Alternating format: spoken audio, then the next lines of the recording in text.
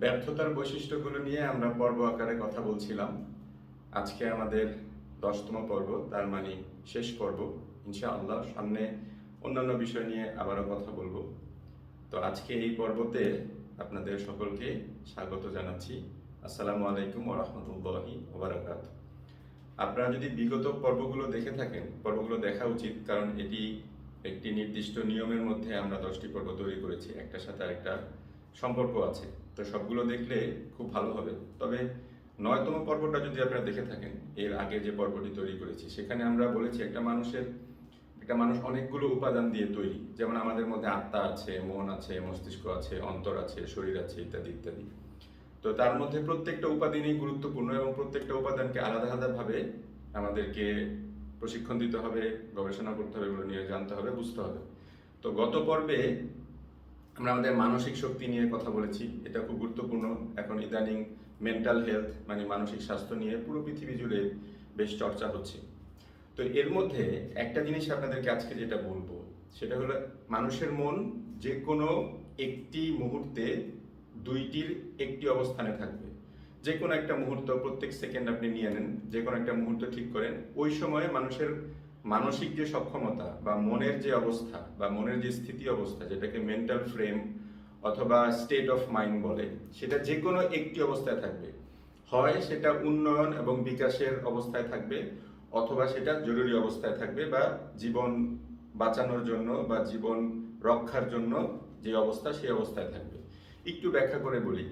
ধরেন হলো গিয়ে আপনি কোনো কিছু বাড়াতে চান, শরীরের শক্তি বাড়াতে চান, আপনার মাংসপেশি বৃদ্ধি করতে চান, আপনি ধরেন পড়াশোনায় ভালো করতে চান, আপনি চাকরিতে ভালো করতে চান, যে কোনো কিছু উন্নয়ন করতে চান, ভালো করতে চান, বড় করতে চান, শক্তিশালী করতে চান, দ্রুত গতির করতে চান, এই যে বৃদ্ধি, উন্নয়ন, বিকাশ, এগুলোর জন্য আমাদের মনের একটা নির্দিষ্ট অবস্থার প্রয়োজন। ওই অবস্থায় না থাকলে এগুলি হবে না।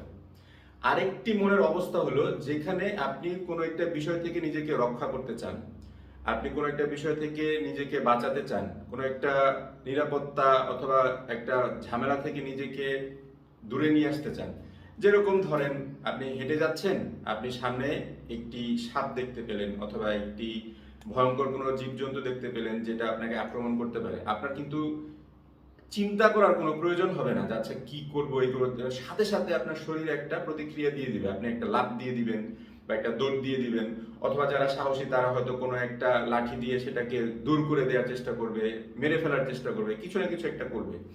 এই যে অবস্থাটা, এটাকে বলা হয় মনের জরুরি অবস্থা, অথবা ইংরেজিতে বলা হয় ফাইট অ্যান্ড ফ্লাইট মোড। যে এই যে আপনার সামনে একটি কেউ আক্রমণ করার জন্য অথবা একটা ঝুঁকি তৈরি হয়ে আছে, হয় আপনি সেটাকে ধ্বংস করে ফেলবেন এবং নিজেকে ঝুঁকিমুক্ত করবেন, অথবা আপনি কি করবেন, সেখান থেকে অন্য কোথাও নিরাপদ স্থানে চলে যাবেন এবং নিজেকে ঝুঁকিমুক্ত করবেন। হয় ফাইট নয় ফ্লাইট। হয় তার সাথে আপনি মারামারি করেন, অথবা আপনি সেখান থেকে নিজেকে অন্য কোথাও নিরাপদ স্থানে নিয়ে যান। এই যে মনের দুইটা অবস্থা, এটা খুব ভালো করে বুঝতে হবে। যদি না আমরা বুঝি, তাহলে কোনো কিছুতে আমরা উন্নয়ন করতে চাই, কিন্তু আমরা আমাদের মানসিক অবস্থা হলো জরুরি অবস্থায় আছে, তাহলে এটা উন্নয়ন হবে না। এই ক্ষেত্রে আপনি কি করতে পারেন, নিজেকে বাঁচিয়ে রাখার জন্য যতটুকু প্রয়োজন অতটুকু হতে পারে, কিন্তু এটা দিয়ে বিশাল আকারের কিছু হবে না। আপনি কোনো মহাপুরুষে পরিণত হবেন না, আপনি বড় কোনো ব্যবসায়ীতে, বড় কোনো উদ্যোক্তাতে এবং বিশাল কিছু হয়ে যাওয়া অসম্ভব। আপনি হয়তো একটা গড়পড়তার জীবন আপনি পালন করবেন। সুতরাং আমাদের যে মুশকিলটা হয়, সেটা হলো যে আমরা উন্নয়নের যে বিষয়গুলো আমরা ভালো করতে চাই, সেইটা আমাদের ঠিক আছে, সেটা চেষ্টা করি, কিন্তু সেটা করার সময় আমাদের মানসিক যে অবস্থাটা থাকে, সেটা জরুরি অবস্থায় চলে যায়। সেটা বিভিন্ন কারণে হতে পারে। ধরে হলো গিয়ে আপনার মানসিক কোনো সমস্যা, কোনো চিন্তা, কোনো অস্থিরতা ইত্যাদি আপনার মনের মধ্যে ঘুরছে, কিন্তু আপনি চাচ্ছেন পড়াশোনায় ভালো করতে, আপনি চাচ্ছেন চাকরির সাক্ষাৎকারে ভালো করতে, বা আপনি চাচ্ছেন কোনো কিছু দ্রুত করতে, কিন্তু তখন কিন্তু হবে না সেটা। কারণ হলো গিয়ে আপনার নিয়ত ঠিক আছে যে আপনি ভালো কোনো একটা কাজ করতে চাচ্ছেন, কিন্তু আপনার মানসিক স্থিতি ঠিক নাই। এইটা আগে মানসিক স্থিতিটাকে উন্নয়ন এবং বিকাশের অবস্থায় নিয়ে যদি আপনি ওই কাজগুলো করেন, তাহলে দেখবেন কত সুন্দর করে হয়ে যায়। অনেকে দেখবেন বলে যায় আরে তার কাজগুলো কত সহজে হয়ে যায়, তুমি যাই করে তাতেই সফলতা পায়, আর আমি এত কষ্ট করি, এত চেষ্টা করি, হয় না। কারণ হলো গিয়ে আপনার চেষ্টাগুলো ঠিক আছে, কাজগুলো ঠিক আছে, নিয়তগুলো ঠিক আছে, কিন্তু আপনার মানসিক অবস্থাটা আপনি জরুরি অবস্থায় উন্নয়ন করতে যাচ্ছেন। জরুরি অবস্থায় ভাই উন্নয়ন করা যায় না। একটা দেশে যখন জরুরি অবস্থা ঘোষণা করা হয় তখন সবকিছু সীমাবদ্ধ হয়ে যায়। আপনি চিন্তা করেন পৃথিবীর যে কোনো দেশে জরুরি অবস্থা ঘোষণা করা মানেই, পাশের দেশ মায়ানমারে জরুরি অবস্থা ঘোষণা আছে, আরো কিছু দেশে আছে, ওখানে জরুরি অবস্থা ঘোষণা করা মানেই সবকিছু সীমাবদ্ধ হয়ে যাওয়া। ওই সময় উন্নয়নের কোনো বিষয় নেই, বরং যে যার সম্পদ জীবন রক্ষার জন্য যা পারে ওইটাই যথেষ্ট, এর বেশি কিছু করণীয় নেই। তো একটা পয়েন্ট আজকে যেটা মূল আলোচনায় বলবো সেটা হলো যে আমরা যে কোনো কাজ যখন করি তখন সেটার একটা নির্দিষ্ট সময়সীমা থাকে, সেটা আনুষ্ঠানিকভাবে হোক অথবা অনানুষ্ঠানিকভাবে হোক। যেরকম যদি আপনি এসএসসি অথবা এইচএসসি পরীক্ষা দেন, আপনি আগে থেকে জানেন আপনার পরীক্ষা কবে হবে, সেটার জন্য একটা সময় ঘোষণা করা থাকে আনুষ্ঠানিকভাবে। এছাড়া আমরা দৈনন্দিন যাই কাজ করি না কেন, আমাদের আনুষ্ঠানিকভাবে একটা মাথায় একটা সময় থাকে, যাচ্ছে এটা 10 মিনিটে করতে হবে, এটা আধা ঘন্টায় করতে হবে, এটা 1 ঘন্টায় করতে হবে, এটা 3 দিনে করতে হবে। এটা মানুষের স্বভাবগত বিষয়, এটা আমাদের প্রাকৃতিক, আমাদের যে বৈশিষ্ট্য তার অংশ, যে আমরা সময়ের জ্ঞান আছে যেটা পশু পাখির নেই, যেটা মানুষের আছে। এখন মুশকিল হলো যে এই একটা কারণে আমরা অনেক বেশি পরিমাণ ব্যর্থ হই, যে কাজের জন্য আমরা যতটুকু সময় নির্ধারণ করেছি অথবা অন্য কেউ নির্ধারণ করে দিয়েছে, সেটার শেষ দিকে এসে আমরা কাজগুলো শুরু করি। তার মানে ধরে নেন একটা কাজের জন্য 10 মিনিট আপনার সময় আছে, অথবা 10 দিন সময় আছে। ধরে নেন যে এই একটা পরীক্ষা দিতে হবে, আপনাকে পরীক্ষায় পাশ করতে হবে, করলে পরে আপনার পদোন্নতি হবে অথবা বেতন বাড়বে, এটার জন্য আপনাকে 10 দিন সময় দেওয়া হলো। এবং সেই পরীক্ষায় কি কি আসবে এবং তার জন্য আপনাকে কি কি বই বা কি কি বিষয়বস্তু পড়তে হবে সেটা আপনাকে বলে দেওয়া হলো। আমরা 80 থেকে 90 ভাগ মানুষ যেটা করে, প্রথম 8 দিন কোনো কাজই করে না, শেষের 2 দিন গিয়ে তাড়াহুড়া করে পড়ে বা অনেক কষ্ট করে কিছু একটা করার চেষ্টা করে। এটা আমার জীবনেও পড়াশোনায় আমি একই কাজই করেছি, সবাই আমরা তাই করি, যে পরীক্ষার আগের 1 দিন 2 দিন খুব 24 ঘন্টা পড়ে তারপরে গিয়ে আমরা পরীক্ষায় ভালো করার চেষ্টা করি। এটা একটা অসম্ভব ব্যাপার। 1 দিন 2 দিন হয়তো আপনার ভাগ্য ভালো হলে আপনি A+ পেয়ে যেতে পারেন, কিন্তু আপনি সারা জীবন এগুলি করে আপনি ক্লাসে প্রথম স্থান অধিকার করবেন অথবা একটা খেতাব অথবা ভালো ফলাফল করবেন, এটা অসম্ভব। একদিন 1বার 2বার হয়ে যেতে পারে, এতে করে আপনি মানে উত্তীর্ণ হয়ে যাবেন, হয়তো 33 পেয়ে গেছেন, 40 পেয়ে গেছেন, 50 পেয়ে গড়পড়তার একটা ফলাফল আপনি পেয়ে যাবেন। কিন্তু আপনি A+ পাবেন, 100-তে 90 পাবেন, 95 পাবেন, 80 পাবেন, এই কাজ করে এটা অসম্ভব।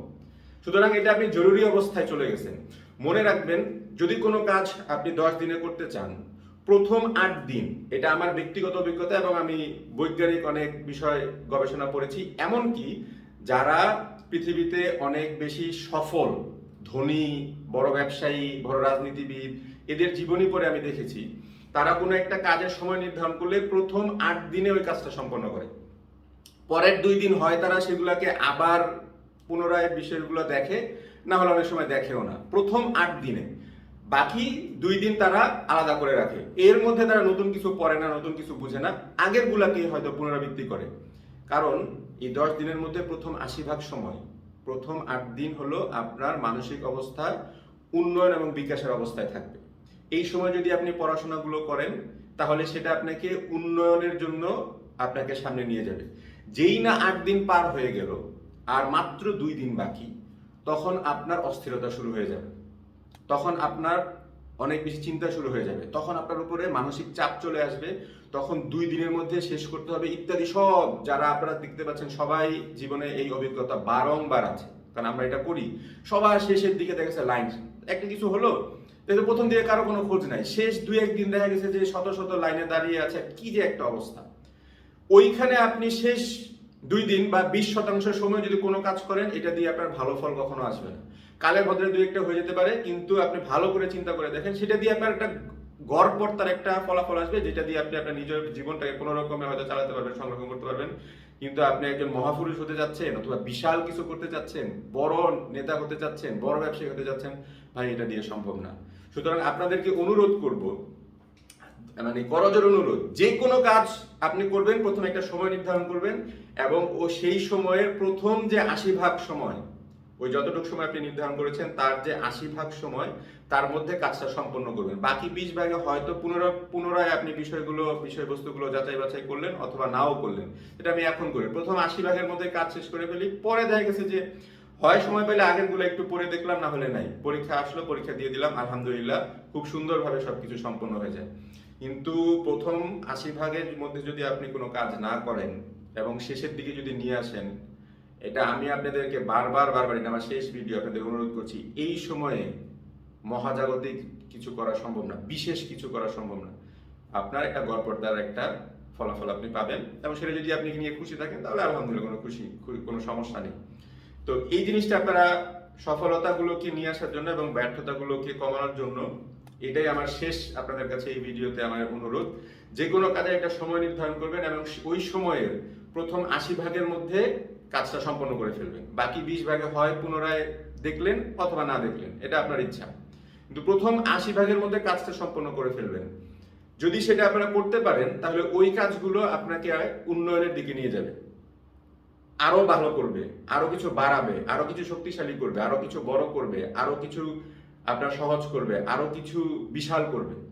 কিন্তু যদি ওই একই কাজ আপনি যদি শেষ 2 দিন অথবা শেষ 20 ভাগে করেন, তাহলে ওইটা দিয়ে আপনি কোনো রকমে হয়তো বেঁচে যাবেন, কোনো রকমে হয়তো পাশ করবেন, কোনো রকমে হয়তো কিছু একটা হয়ে যাবে, কিন্তু তা দিয়ে আপনার জীবনে অভূতপূর্ব কোনো সাফল্য আসবে না। তো আজকে এই ভিডিওটা এই পর্যন্তই। আমার চ্যানেলে আরো ভিডিও আছে, দয়া করে শেয়ার করবেন। আপনারা আরো কি কি জানতে চান আমাকে মন্তব্যতে জানাতে পারেন। আমি হয়তো অন্য পর্ব নিয়ে আবার অন্য কিছু নিয়ে আবার হাজির হব ইনশাআল্লাহ অতি শীঘ্রই। আমরা নিয়মিত বানাবো। আমি পেশাদার ইউটিউবার নই, যার কারণে আমি হয়তো সপ্তাহে 1-2টা যখন সময় পাই সুন্দর করে ভিডিওগুলো তৈরি করি, যাতে করে আপনাদের উপকার হয়। এছাড়া আর কোনো উদ্দেশ্য নেই। আবারও হয়তো আপনাদের সামনে আসবো। তো আবারও শেষ আপনাদের অনুরোধ, সবগুলো এই যে পর্বগুলো 10টা পর্ব ভালো করে আপনারা দেখবেন, এগুলো নিজের জীবনে বাস্তবায়ন করবেন। বিশেষ করে আজকে যেটা বললাম, যে কোনো কাজের একটা সময় নির্ধারণ করবেন, খুবই গুরুত্বপূর্ণ, এবং সময়টাকে 2টা ভাগ করবেন, 80 এবং 20 ভাগ। প্রথম 80 ভাগে কাজ করবেন, এটা দিয়ে আপনার জীবনে অনেক উন্নয়ন হবে এবং আপনি সফলতা পাবেন। আর শেষ 20 ভাগে যদি কাজটা আসে, এটা খুব বেশি হলে আপনাকে কোনো একটা কিছুতে স্বাভাবিক একটা ফল দিবে, কিন্তু এটা দিয়ে খুব বড় কিছু করা যাবে না। তো আপনাদের সকলকে ধন্যবাদ যারা আমার চ্যানেলটি সাবস্ক্রাইব করেছেন। আরও আপনারা সাবস্ক্রাইব করবেন ইনশাআল্লাহ। আমার ফেসবুক পেজ আছে, আমার গ্রুপ আছে, ওখানেও নিচে লিঙ্ক দেওয়া আছে, সেগুলোতেও আপনারা আসতে পারেন। এছাড়া আপনাদের কোনো মন্তব্য পরামর্শ থাকলে বলতে পারেন, ইনশাআল্লাহ আমি এগুলি পড়ে এগুলির জবাব দেওয়ার চেষ্টা করি, অথবা সেগুলি কোনো পরামর্শ থাকলে পরবর্তী ভিডিওতে সেগুলো সমন্বয় করার চেষ্টা করি। আমার জন্য দোয়া করবেন, আপনাদের সকলের জন্য দোয়া রইল। আশা করি ভালো থাকবেন, সুস্থ থাকবেন এবং পরিবার পরিজন নিয়ে যেখানে থাকেন না কেন শান্তিতে থাকবেন। আজকের জন্য এই পর্যন্তই। আসসালামু আলাইকুম ওয়া রাহমাতুল্লাহি ওয়া বারাকাতুহু।